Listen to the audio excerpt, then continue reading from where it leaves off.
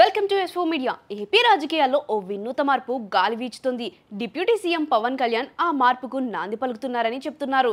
పాలకులు అంటే కేవలం కుర్చీ కాపాడుకోవడం మాత్రమే కాదు, ప్రజలతో మమేకం కావాలి అని తన చర్యల ద్వారా చూపిస్తున్నారు. ఈ దిశలో ఆయన తీసుకుంటున్న స్టెప్స్ రాజకీయ వర్గాల్లో చర్చనీయాంశంగా మారాయి. ఇన్నాళ్లుగా ఒక్కసారి గెలిచి 5 ఏళ్లకు ఓసారి మాత్రమే నియోజకవర్గం ముఖం చూసే నేతల కాలం పోయింది. ఇప్పుడు ప్రజలతో నిరంతరం టచ్లో ఉండకపోతే విమర్శలు తప్పవు.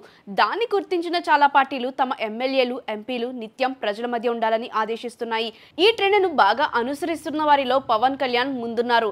ఎంత బిజీ స్కెడ్యూల్ ఉన్నా తన నియోజకవర్గ ప్రజలతో టచ్లో ఉండడానికి మార్గాలు వెతుకుతూనే ఉంటారు.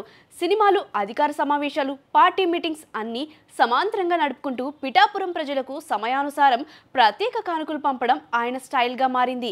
కొద్ది రోజుల క్రితం అల్లూరులోని గిరిజన గ్రామానికి తన తోటలో పండిన మామిడి పండ్లు పంపించి అక్కడి ప్రజల హృదయాలు గెలుచుకున్నారు. ఇప్పుడు రాఖీ పండుగ సందర్భంగా మరో మంచి పని చేశారు. పిఠాపురం నియోజకవర్గంలో 1500 మంది వితంతు మహిళలకు చీరలు పంపారు. స్థానిక నేతలు వాటిని మహిళలకు అందచేయగా అందుకున్న వారు ఆనందంతో కంటతడి పెట్టారు. రక్షాబంధన్ రోజున ఊహించని కానుక అందడంతో మహిళలు పవన్ పై ప్రశంసల వర్షం కురిపిస్తున్నారు.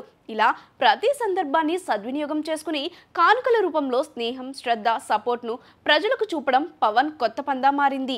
రేపు ఆయన ఏ ప్రాంతానికి ఏ కానుక పంపుతారో, ఏ కొత్త సర్ప్రైజ్ ఇస్తారో అని ఉత్సుకత పెరుగుతోంది. రాజకీయ విశ్లేషకుల మాటల్లో చెప్పాలంటే పవన్ కళ్యాణ్ ఇదివరకు ఎవరు పాటించని ఒక పాజిటివ్ ట్రెండ్ను మొదలుపెట్టారు. ఇది ఆయన వ్యక్తిత్వానికి సరిపోయే విధంగా మాస్ కనెక్ట్కు దోహదం చేస్తుంది అని అంటున్నారు. ఏదేమైనా రాబోయే రోజుల్లో డిప్యూటీ సీఎం నుంచి ఏ సర్ప్రైజ్ గిఫ్ట్ రాబోతుందో అని చూడాల్సిందే.